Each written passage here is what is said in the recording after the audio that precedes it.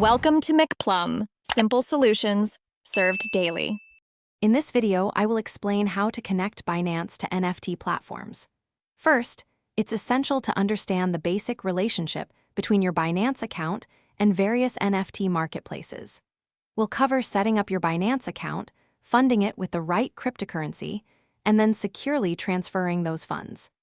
This guide will help you navigate the process smoothly, ensuring you're ready to explore the exciting world of digital collectibles. To begin, ensure your Binance account is fully verified. This step is crucial for enabling all features, including larger transfer limits. Once verified, you can easily purchase cryptocurrencies such as BNB or Ethereum directly on the platform. Make sure you have enough funds for your desired NFT purchase and any associated network fees. Preparing your wallet correctly is key for smooth transactions. Now, let's bridge to an NFT marketplace. Choose a platform that supports the cryptocurrency you've acquired on Binance, like OpenSea for Ethereum or PancakeSwap for BNB. You'll then connect your crypto wallet, often MetaMask, to the marketplace.